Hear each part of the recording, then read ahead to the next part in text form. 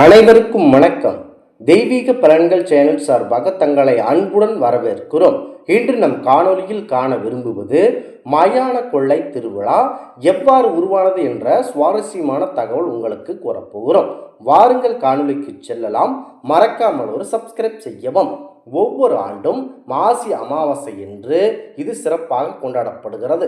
மாசி மாதம் அமாவாசை என்று அனைத்து அங்காளம்மன் கோவிலிலும் மயான கொள்ளையானது நடைபெறுகிறது. அம்பிகை பிரம்மா கபாலத்திற்காக சூறையிட்டதால் மாசி அமாவாசை என்று மயானத்தில் இன்றும் சூறையிடும் நிகழ்ச்சி கோலாகலமாக நடைபெறுகிறது. அன்னை அனைத்து பேய் பிசாசுகளுக்கும் அன்று உணவை சூறையிடுகிறாள் என்பது ஐதீகம். அதை உண்டு அவற்றால் தன் மக்களுக்கு எந்தவித தீங்கும் வரக்கூடாது என்பதற்காக சூறையிடப்படுகிறது. காட்டேரி, பாவாடை ராயன், அங்காளி வேடமிட்டவர்கள் ஆவேசமாக ஆடிக்கொண்டே அமாவாசையில் மயானத்திற்கு சென்று பூஜைகளை நடத்து கிழங்கு, அவரை, முட்டை சாதம் அனைத்தும் கலந்து சூறையாக வீசுகின்றனர். அதை எடுத்து சென்று விவசாய நிலத்தில் இட்டால் பயிர் செழிக்கும் என நம்பப்படுகிறது. மாசி மாத அமாவாசை தினத்தில் மயான கொள்ளை விழா பொதுமக்களால் கோலாகலமாக கொண்டாடப்படுவது வழக்கம். சிவராத்திரி முடிந்த பின் வரும் அமாவாசை நாளில் மயான கொள்ளை நிகழ்ச்சி பெரும்பாலான கோயில்களில் நடத்தப்படுகிறது. இந்த கோவில்களில் மயான கொள்ளை நிகழ்ச்சி பெரும்பான்மையான இந்து மயானங்களில் நடக்கின்றன. இறந்த பிணங்களின் சாம்பல், மண் ஆகியவற்றால் 3 அல்லது 4 மீட்டர் நீளமுள்ள அம்மன் உருவம் படுத்திருப்பது போல் அழகுற செய்யப்படுகிறது. அன்று மாலை பூவால் செய்யப்பட்ட கரகம் ஜோடித்து இரவு முழுவதும் அம்மன் ஊர்வலம் நடைபெறுகிறது. பின்னர் விடியற் காலையில் மயானத்திற்கு சென்று அம்மனுக்கு கண் திறந்து பம்பைக்காரர் பாடல் பாடுவார். காளி வேடமிட்டு கொண்டு நேர்த்தி கடன் வேண்டியவர்கள் ஆடி வருவார்கள். புடவை கட்டி முகத்தில் சிகப்பு வண்ணம் பூசி நீண்ட முடியுடன் ஒப்பனை செய்திருப்பார்கள். அவர்கள் ஒருவர் ஆட்டு ஈரல், எலும்பு துண்டுகள் போன்றவற்றை வாயில் கவ்விக்கொண்டு தீச்சட்டி ஏந்தி வருவார்கள். சேவல் பலி பூஜை ஊர்வலம் முடிந்த பிறகு பூசாரி ஒப்பனை செய்து கொண்டு படுத்திருக்கும் அம்மன் தலை மீது ஆவேசமுற்று விழுவார்.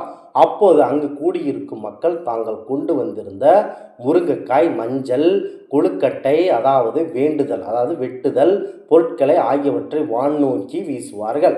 அதை தங்கள் கைகளில் பிடிக்க மக்கள் முயற்சி செய்வார்கள். பூசாரி அம்மன் தலை மீது விழுந்தவுடன் அம்மன் உருவம் சிதைக்கப்படுகிறது. பின்னர் அம்மனை உருவாக்கியிருக்கும் சாம்பல், மண் போன்றவற்றை சண்டை போட்டுக்கொண்டு மக்கள் கொள்ளையடிக்கிறார்கள். அப்போது எடுக்கப்படும் மண் அல்லது சாம்பல் தீய சக்திகளையும் நோய்களையும் விரட்டும் ஆற்றல் வாய்ந்ததாகவும் மக்கள் நம்புகிறார்கள். பிரம்மனின் ஆணவத்தை அழிக்க பரமேஸ்வரன் பிரம்மாவின் 5வது தலையை வெட்டினார். இதனால் பிரம்மஹத்தி தோஷம் பரம்பொருள் சிவபெருமானுக்கு பிடித்தது. அவரை பற்றி கொண்டது இந்த பிரம்மஹத்தி தோஷம். பிரம்மனின் 5வது தலை சிவனின் கரத்தில் பிரம்மம் கபாலமாக ஒட்டி கொண்டது. சரஸ்வதி தேவியின் சாபத்தால் சிவன் பிச்சாடன வடிவம் கொண்டு அலைந்தார். பார்வதியும் சிவனின்றி அகோர ரூபம் கொண்டு ஆவேசமாக சுற்றி திரிந்தார். இறுதியில் அன்னை மயான பூமியிலேயே ஒரு புற்றினுள்ளே பாம்புருவில் வாழ்ந்து வந்தார்கள்.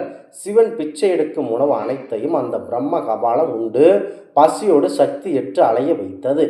இறுதியில் பரமேஸ்வரி வாழ்ந்து வந்த மயான பூமிக்கு வந்து சேர்ந்தார். நம் பரம்பொருள் சிவபெருமான் அவர்கள் மகாவிஷ்ணுவின் ஆலோசனைப்படி உமைவன் புற்றிலிருந்து வெளியேறி பெண்ணுருவம் கொண்டு சிவனுக்கு உணவு சமைத்தாள். பிச்சை எடுக்க ஈசன் வந்ததும் அன்னபூரணியான அன்னை அவள் சமைத்த உணவு 3 கவளங்களாக கலக்கி கபாலத்தில் இடத் துவங்கினாள். முதல் கவளம் இட்டதும் கபாலம் உண்டது. 2வது கவளம் இட்டதும் கபாலமே உண்டது. உணவில் ருசி மயங்கியது. 3வது கபாலத்தை அன்னை கபாலத்திலே இடாமல் சூறையாக வீசினார்கள். அதை உண்ண கபாலமே கீழே இறங்கியது. ஆவேச வடிவம் கொண்டு அன்னை கீழே இறங்கிய கபாலத்தை காலில் மிதித்து சுக்கு நுயிராக்கினாள். அங்காளியாக மயான பூமியில் ஆவேசமாக நடனம் புரிந்தார்கள். அவளை சாந்தப்படுத்தவே முடியவில்லை. அங்காளி ஆடி ஆடத்திலேயே அகிலமே அதிர்ந்து அஞ்சின. அன்னையை பார்த்த அனைத்து அவள் கோபம் பார்வையிடப்பட்டு அழித்தாள். தேவர்களும் பயந்து நடுங்கினர். போர்க்கோளம் பூண்டு தேரில் ஏறி பயணித்தாள். அம்பிகையை சாந்தப்படுத்த தேரின் அச்சாணியாக மகாவிஷ்ணு முறியச் செய்தார். தேர் உடைந்து அன்னை கீழே மல்லார்ந்தாள். மகாவிஷ்ணு தனது தங்கையை தனது சக்தியால் அப்படியே கட்டுப்படுத்தினார். அம்பிகையும் ஆவேசம் தணிந்து 4 திருக்கரங்களுடன் சூளம், கத்தி, உடுக்கை, கபாலத்துடன் எழுந்து அமர்ந்தார்கள். அங்கேயே அங்காள பரமேஸ்வரி என்ற திருநாமம் கொண்டு காட்சி கொடுத்தார்கள். அதுவே மேல்மலையனூர் அங்காள பரமேஸ்வரி அம்மன் கோவில் ஆகும். இவ்வளவு சிறப்பு மிக்க இந்த கோவிலில் என்ன வேண்டுதல் வைத்தாலும் விரைவாக நேர்த்திக்கடன் செலுத்தப்படுகிறது. இந்த ஆன்மீக தகவல் உங்களுக்கு பிடித்து இருந்தால் தெய்வீக பலன்கள் சேனலை கண்டிப்பாக சப்ஸ்கிரைப் செய்து கொள்ளவும்.